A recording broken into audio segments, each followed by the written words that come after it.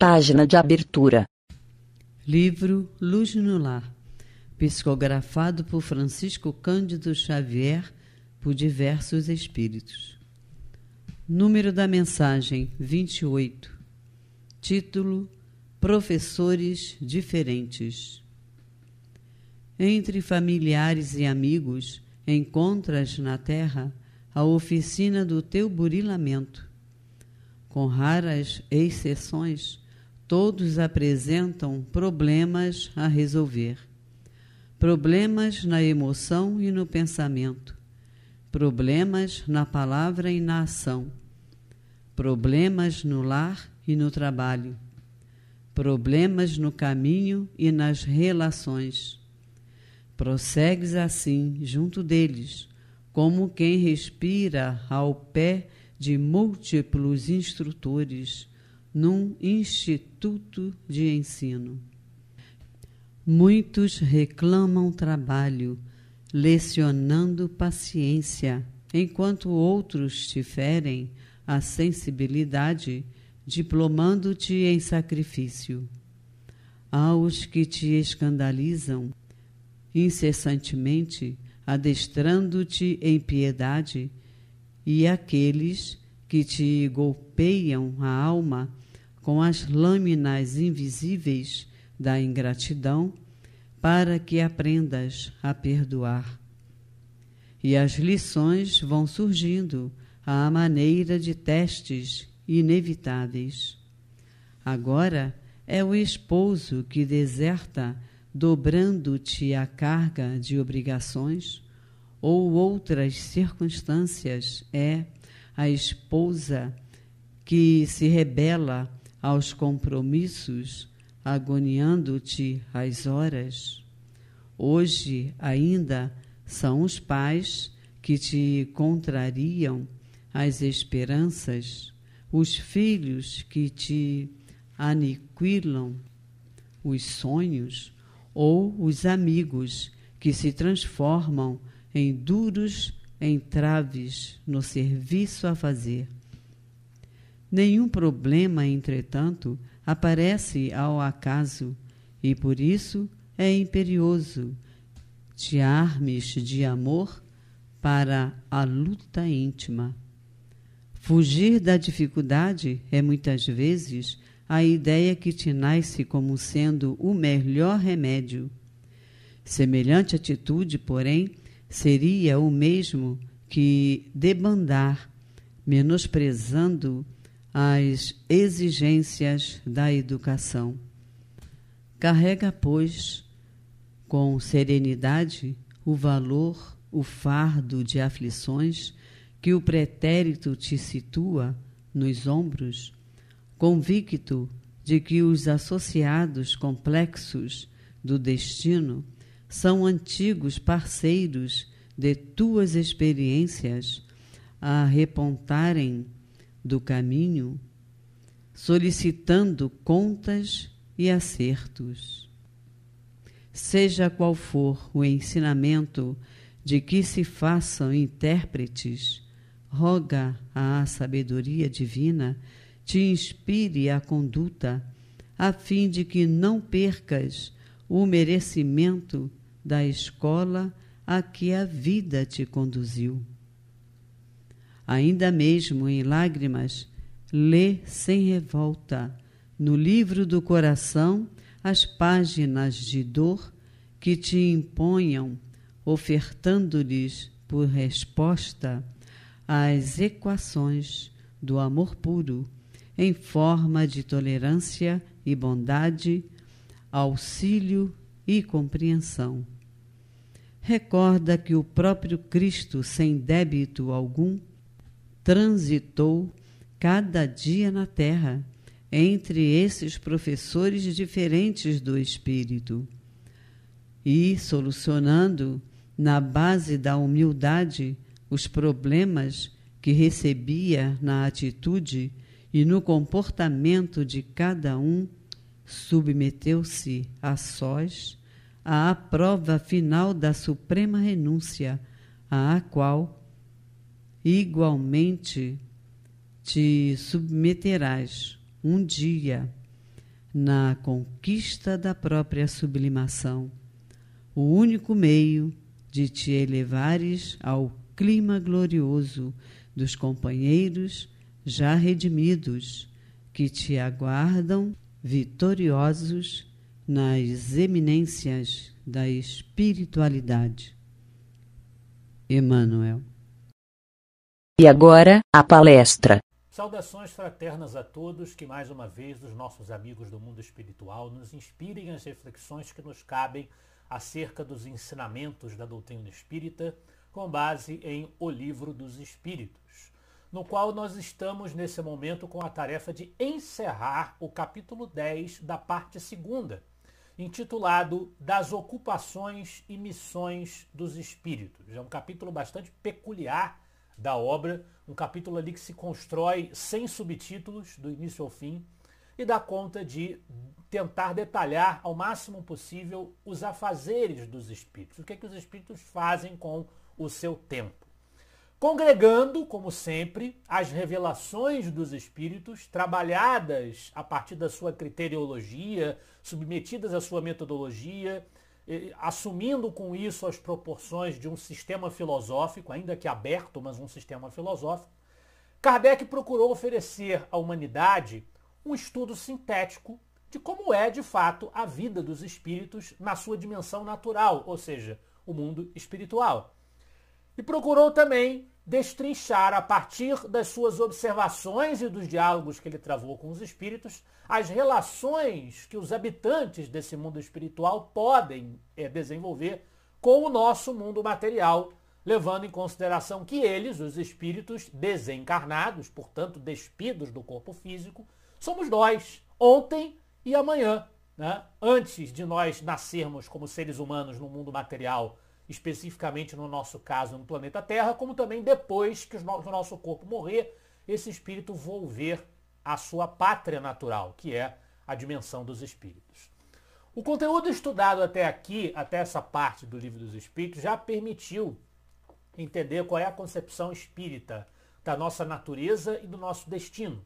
Nós somos espíritos imortais, ou seja, individualidades, que têm uma existência independente do corpo material em que nós estamos nesse momento enquanto encarnados, e nós nos encontramos vinculados a esse corpo no processo da encarnação apenas nesse momento e nas outras ocasiões em que nós estivermos encarnados. E quando nós não estamos encarnados, nós estamos apenas com um envoltório fluídico de uma matéria mais sutil do que a matéria do corpo físico da Terra, que nós chamamos de perispírito. Nós fomos criados por Deus, simples e ignorantes, com o objetivo de, numa longa caminhada de teor pedagógico, é uma questão de aprendizado, de desenvolvimento, de florescimento do ser, nós progredirmos, ampliando as nossas capacidades intelectuais e também as nossas capacidades morais, até que nós venhamos a atingir a condição de espíritos puros, aqueles que alcançaram a perfeição que os espíritos podem alcançar, que chegaram ali às culminâncias dessa caminhada de crescimento. É fatal que um dia, pode ser mais tarde, pode ser mais cedo, nós iremos alcançar essas culminâncias.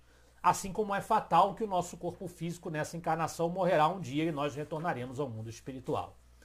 Ao longo de uma significativa parcela desse caminho que nós temos que trilhar para alcançarmos esse progresso enquanto espíritos, enquanto individualidades, a providência divina, a lei de Deus, o Criador, a inteligência suprema, a causa primária de todas as coisas, nos obriga a viver as peripécias do mundo material, como nós estamos vivendo aqui na Terra, encarnando e reencarnando sucessivas vezes a quantidade de vezes que for necessária para que nós nos depuremos e para que nós alcancemos a perfeição. O propósito fundamental dos espíritos, portanto, é se melhorarem, é se aperfeiçoarem, tanto intelectualmente quanto moralmente. Estejam os espíritos na caminhada de progresso até a perfeição, encarnados ou desencarnados, o objetivo maior deles é sempre se melhorarem, é sempre aprenderem, é sempre se desenvolverem. A questão inicial desse capítulo foi: além disso, além de se melhorarem, além de crescerem com as experiências que vivem, Os espíritos fazem outra coisa? Tem algum outro objetivo para eles, ao qual eles devam se dedicar? Qualquer que seja, foi o que Kardec perguntou na questão 558 e os espíritos responderam: concorrem para a harmonia do universo, executando as vontades de Deus, cujos ministros eles são. A vida espírita é uma ocupação contínua, mas que nada tem de penosa, como a vida na Terra, porque não há fadiga corporal, nem as angústias das necessidades. Então nós temos aqui, naturalmente, como de praxe no Livro dos Espíritos, uma resposta de teor médio, em termos médios, uma resposta genérica, né? Além do progresso que eles mesmos precisam fazer ao seu desenvolvimento intelectual e moral para alcançarem a perfeição para a qual Deus os projetou, os espíritos também atuam na promoção da harmonia do universo. E como que eles atuam promovendo a harmonia do universo? Ocupando funções, ocupando cargos na hierarquia do cosmo. Eles têm, portanto, ocupações e missões que dão título ao capítulo. A questão 559 alarga essa compreensão, demonstrando que os espíritos dos graus inferiores, aqueles que ainda têm mais a aprender e mais a desenvolver moralmente e intelectualmente, também têm o seu papel a cumprir nessa escala. Cada espírito, em cada patamar, tem uma designação, tem uma ocupação a desempenhar nessa hierarquia. Os espíritos fazem a comparação entre a hierarquia universal de graus e funções e a hierarquia de funcionários envolvidos na realização de uma obra, a construção de um prédio, por exemplo. Há aqueles que encabeçam o planejamento estratégico da obra, né, antevendo como ela vai ficar quando ela ficar pronta, os arquitetos propriamente ditos, até os encarregados do trabalho mais braçal, os pedreiros, que vão trabalhar na construção, na montagem do edifício. Cada espírito vai assumir um encargo naturalmente adequado ao seu grau de evolução, de habilidades e ao seu grau consequente de desmaterialização, ou seja, de sutilização da matéria pela qual eles estão envolvidos. O progresso vai ajustando os espíritos a funções cada vez menos materiais, cada vez mais espiritualizadas, mais afeitas à realidade da vida espiritual. Mas todas as funções, das mais materiais às menos, das exercidas pelos espíritos menos elevados aos que são mais elevados, todas elas são importantes na ordem do universo e sempre precisarão que alguém esteja executando cada uma delas. Deus nunca está inativo, ele sempre está criando e, portanto, sempre existem e sempre vão existir espíritos nos mais diversos graus de evolução do universo, desempenhando cada um desses papéis. E esse jogo de peças muito bem montado e muito bem situado pela providência divina compõe aí um tabuleiro infinito e dinâmico. Isso aí compõe a cosmologia espírita, que orbita fundamentalmente em torno da ideia da ação.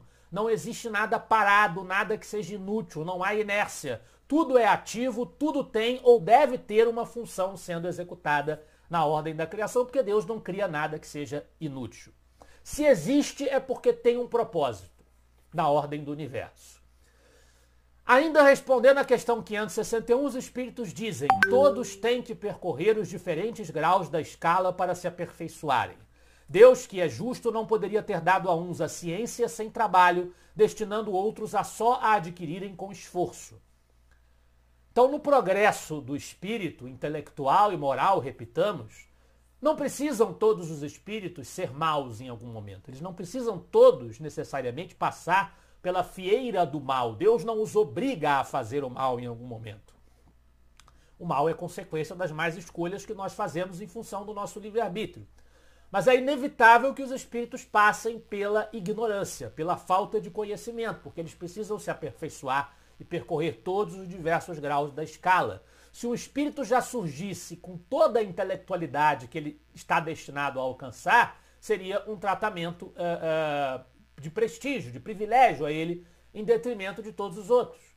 Então, todos seguem por essa mesma trilha, vão gastar mais ou menos tempo, precisar desta ou daquela especificidade em decorrência das suas escolhas, mas o caminho é o mesmo para todos.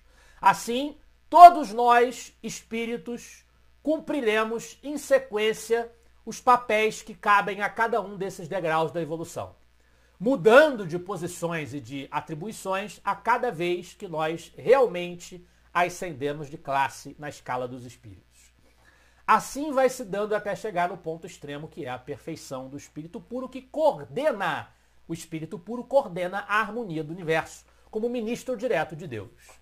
Os espíritos inferiores, eles podem sentir, infelizmente, né, atração pelas ocupações erradas, ocupações inúteis, ocupações mais, né, vis inferiores do mundo material, fascinados por essas ocupações, mas na sua essência e no seu destino final, efetivamente, os afazeres dos espíritos são essencialmente afazeres espirituais, ou seja, feitos pelo pensamento. A vida dos espíritos, a ação dos espíritos no mundo espiritual se articula através do pensamento, sem o desgaste do corpo físico, sem, portanto, qualquer tipo de cansaço ou fadiga material. Muito bem. Estabelecidas essas premissas, Kardec e os espíritos se ocupam, então, de investigar o interesse e o envolvimento dos espíritos desencarnados com as ocupações terrenas, aquilo que se faz na Terra. E Kardec e os espíritos dão uma atenção especial às atividades artísticas, à música, à pintura. Que interesse os espíritos têm nessas coisas? Eles discutem esse assunto nas questões que a gente já viu. Depois estudam-se as missões dos espíritos. Missão é um cargo relevante que o espírito recebe. E, geralmente, quando a gente fala em espíritos missionários que realizam uma missão, a gente está falando de espíritos que são dotados de grandes tarefas, né, de importância fundamental para a humanidade, para a coletividade, enfim. Mas existe na doutrina tanto um uso amplo da palavra missão quanto um uso restrito da palavra missão. Este que nós acabamos de mencionar é o uso restrito. Aqui nós temos várias vezes nas perguntas que se sucedem nesse capítulo o uso mais amplo da palavra missão, que missão é todo o encargo real de um espírito dentro da ordem do universo, da harmonia universal. Todo o encargo, seja aquele que vai transformar a civilização até aquele que vai limpar a rua, por exemplo. Tudo isso é missão. O espírito tem um encargo a ser exercido para o bem do universo. Isso é chamado de uma missão. É uma ocupação pelo bem que aquele espírito, no seu grau evolutivo, na sua circunstância, está destinado, designado para exercer. Uma dessas missões que existem no mundo material é a missão da paternidade. Ser pai ou mãe, orientar uma criança para que ela se dirija por um bom caminho, para que ela melhore o seu caráter, aprimore a sua retidão de caráter, para que ela dê com qualidade os seus primeiros passos naquela encarnação nova em que ela está nascendo, é considerado na questão 582 uma verdadeira missão. Os espíritos retomam aqui, na abordagem que eles fazem respondendo a Kardec, a questão da utilidade da infância, né? Que oculta a amplitude plena das características morais do espírito encarnado, as suas qualidades e as suas manchas ficam obscurecidas, e o espírito então se presta mais às influências que os seus pais, os seus responsáveis, os seus genitores podem exercer sobre eles, aqueles que estão incumbidos dessa missão, dessa tarefa de guiar essas criaturas encarnadas. Dando sequência à abordagem desse tema, a penúltima questão do capítulo, que é a primeira que nos cabe hoje, a de número 583, vem dizer o seguinte: Kardec pergunta: são responsáveis os pais pelo transviamento de um filho que envereda pelo caminho do mal, apesar dos cuidados que lhe dispensaram? Ou seja, mesmo que os pais se esforcem para fazer o bem àquela criança, façam tudo o que está ao alcance deles para ela ser bem educada, se aquela criança, mesmo assim, ela consegue manter os seus maus pendores e escolhe o mal, os pais têm culpa dessa escolha? É a pergunta que Kardec está fazendo. E os espíritos respondem não. Porém, quanto piores forem as propensões do filho, tanto mais pesada é a tarefa e tanto maior o mérito dos pais se conseguirem desviá-lo do mau caminho. E aí ele faz uma subpergunta A.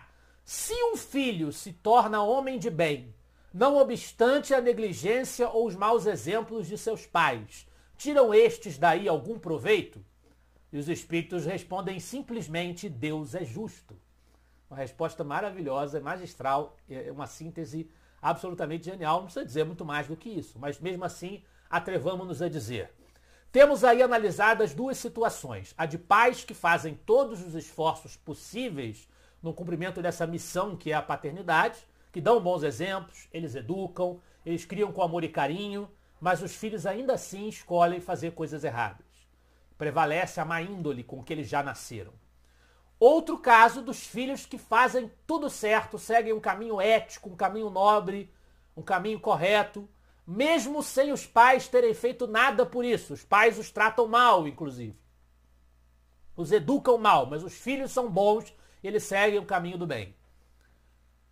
E aí o Kardec quer analisar essas duas situações do ponto de vista dos espíritos. É claro que é possível que os pais mintam para a sociedade ou até tentem mentir para si mesmos sobre a dignidade com que eles exerceram a tarefa deles. É difícil a gente dizer que realmente se trata de um bom pai ou uma boa mãe. Mas admitindo-se que foram corretos e fizeram tudo o que estava ao alcance deles para ajudar aquela criança, eles absolutamente não são culpados pelo fato de o espírito encarnado na condição de filho deles resistir sistematicamente às suas boas influências e optar pelo caminho do mal, a recusar tudo de bom que eles lhe ofereceram. É sempre importante a gente enfatizar que, ao fim das contas, no Espiritismo não existe a ideia de pecado original no sentido literal da expressão. Existem os erros que nós trazemos das outras encarnações, que nós já temos quando nós encarnamos. Mas não existe um mal cometido por outra pessoa milhares de anos atrás que pese sobre mim como responsabilidade minha. Da mesma forma, a responsabilidade do que o filho faz não é, em última instância, dos pais dele. Não é dos irmãos dele, dos tios dele, é dele. A responsabilidade é sempre do indivíduo. Os méritos e deméritos também. Caso contrário, nós seríamos apenas autômatos e aqueles que nos manipulassem, controlassem e determinassem o caminho que nós seguimos é que seriam responsáveis por esse caminho. O que tornaria qualquer punição ou recompensa para a maneira como nós agimos absolutamente injusta. Nós não teríamos qualquer mérito ou demérito para receber essas consequências. Deus não punirá ninguém por aquilo que a pessoa não pode controlar. Então, se aquilo que o filho escolheu fazer está além do alcance dos pais, os pais não podem ser punidos por essa escolha. Porém, ainda assim, se o filho deles for um espírito muito inferior, com péssimos pendores, e eles conseguirem exercer com eficiência a tarefa de melhorarem aquela criatura, o mérito deles é ainda maior porque a tarefa foi mais difícil. Né? Então temos, e isso será reconhecido pela lei divina. No segundo caso analisado, filhos que se tornam boas pessoas mesmo tendo maus pais, os espíritos só respondem Deus é justo. Então, obviamente, da mesma lógica, os pais não têm mérito nenhum pelo comportamento daquele filho. Em nada eles contribuíram para isso, então não tem por que eles serem premiados por algo que não fizeram. Isso seria injustiça e Deus não é injusto. Deus é absolutamente justo e bom. Finalmente, a última questão que nos cabe hoje, que é a última do capítulo, é a 584, que aborda a natureza de uma hipotética missão dos conquistadores de povos. Né? Em muitas sociedades tecnologicamente mais avançadas e cientificamente mais avançadas, surgiu a justificativa, a teoria de que elas teriam a tarefa messiânica de subjugar os povos inferiores ou mais fracos, nas expressões que eles usavam na ideologia deles, na concepção deles, para levar esses povos à civilização. E muitas vezes achavam que seria até admissível e perdoável abusar da força para submeter esses povos ditos inferiores. O Espiritismo concorda com isso? É o que se vai ver na questão 584. De que natureza será a missão do conquistador que apenas visa satisfazer a sua ambição e que, para alcançar esse objetivo, não vacila ante nenhuma das calamidades que vai espalhando? Resposta: as mais das vezes não passa de um instrumento de que se serve Deus para cumprimento de seus desígnios, representando essas calamidades um meio de que ele se utiliza para fazer que um povo progrida mais rapidamente. Kardec insiste numa subpergunta A. Nenhuma parte tendo na produção do bem que dessas calamidades passageiras possa resultar, pois que visavam um fim todo pessoal, aquele que delas se constitui instrumento tirará, não obstante, proveito desse bem? Resposta: cada um é recompensado de acordo com as suas obras, com o bem que intentou fazer e com a retidão de suas intenções. Então, do ponto de vista espiritual e da aproximação das criaturas em relação às verdades divinas, negar que exista um progresso dos povos e das criaturas, do seu eventual desnível comparativo, como querem alguns até hoje, é negar os propósitos pedagógicos da providência divina. Nós não podemos negar esses propósitos e negar esse progresso. Apesar de nós podermos discordar da visão de que existiria um progresso inteiramente retilíneo, sem perturbações, né? O Espiritismo compreende que existem relativos estacionamentos, compreende que o progresso é regular e lento, como diz a questão 783 do Livro dos Espíritos, compreende que existem os povos degenerados, civilizações materialmente localizáveis que degeneram, os espíritos que passam a encarnar ali são inferiores aos que estavam encarnados antes. Também reconhecem que a civilização, conforme ela se desenvolve, faz com que surjam novos problemas, e aí dá a impressão de que houve uma involução dos espíritos, o que não é verdade.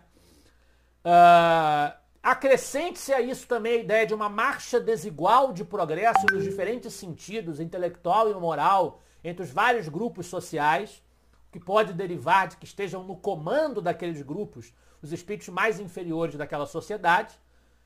Mas a gente não pode negar que existe progresso e que existe sim inferior e superior. Existem coisas que estão mais próximas da verdade e coisas que estão mais afastadas. E o que está mais próximo da verdade, se o espírito tem a missão de progredir moralmente e intelectualmente, o que está mais próximo da verdade é mais evoluído do que o que não está.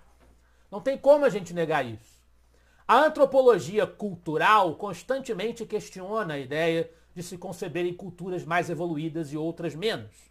Os espíritas, no entanto, do ponto de vista espiritual, entendendo que existe um propósito pedagógico para tudo, né, eles não podem ipsis literis abraçar essa ideia. Nós não podemos.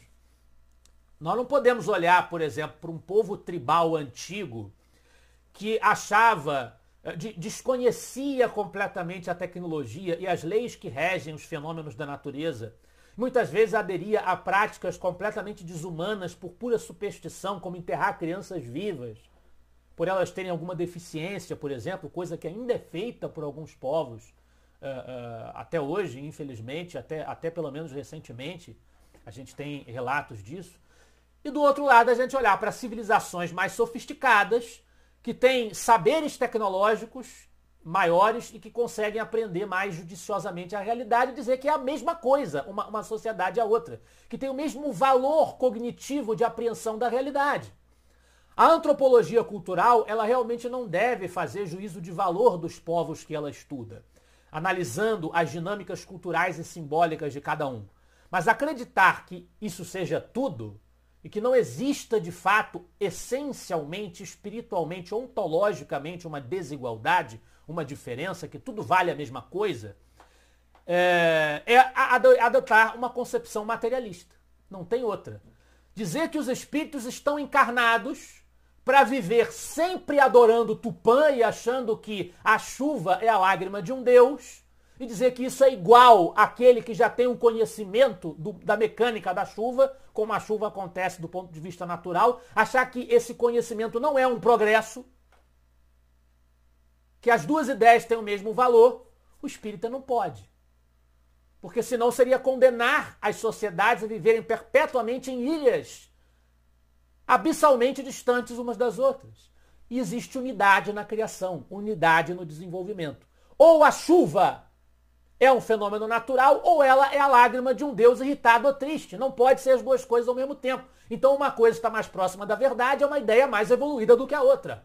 Espiritualmente é assim que se deve encarar. Não tem outra saída para o raciocínio. A gente tem que ser, às vezes, a gente acaba tendo que bater o pé diante de algumas argumentações típicas da nossa época, como muitas vezes acontece em determinados círculos de pensamento, mas é necessário que nós nos atenhamos aos fundamentos que o Espiritismo nos proporciona.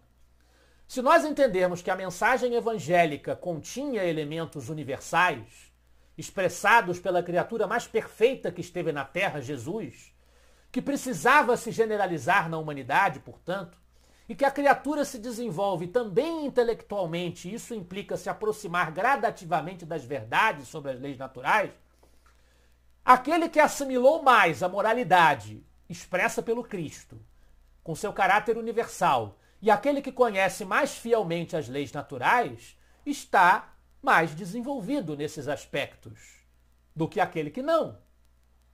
Então, os conquistadores, na sua maioria, se a gente olhar para a época das grandes navegações, os conquistadores europeus que levaram a povos da América ou da África, por exemplo, saberes científicos e tecnológicos ou correntes de pensamento como o cristianismo, de teor mais universalista, levaram sim a esses povos instrumentos importantes de progresso. Seja ou não politicamente correto afirmar isso. É um fato que, do ponto de vista espiritual, nós não podemos negar.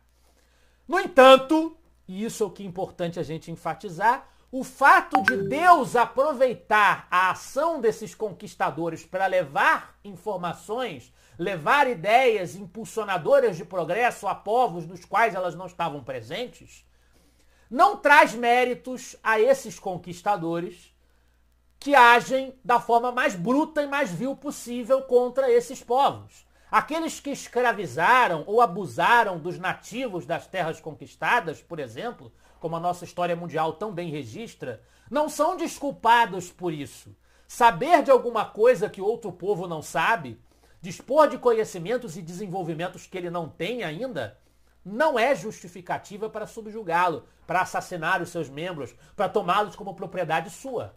É justificativa apenas para dividir esses conhecimentos com esse outro povo. Então os abusos são punidos pela lei divina.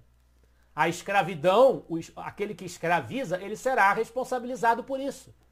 Mas como infelizmente a nossa inferioridade moral nos leva a estabelecer relações entre os povos na nossa história dessa maneira, violenta, agressiva, imoral, a providência divina nem por isso deixará de tirar proveito desse contato para levar ideias de progresso a esses povos. Essa imoralidade será punida pela lei divina, moralmente, como consequência dos atos maus cometidos nos indivíduos que cometeram esses atos. E Kardec conclui o capítulo com uma nota que resume todo o tema que foi abordado antes. A gente vai terminar também lendo esta síntese. Os espíritos encarnados têm ocupações inerentes às suas existências corpóreas. Nós trabalhamos no mundo material, é claro, e as nossas atividades são de acordo com o meio material em que nós estamos encarnados. No estado de erraticidade ou de desmaterialização, como espíritos desencarnados, tais ocupações são adequadas ao grau de adiantamento deles. Uns percorrem os mundos, se instruem e preparam uma nova encarnação. Outros, mais adiantados, se ocupam com o progresso, dirigindo os acontecimentos e sugerindo ideias que lhes sejam propícias. Assistem os homens de gênio que concorrem para o adiantamento da humanidade.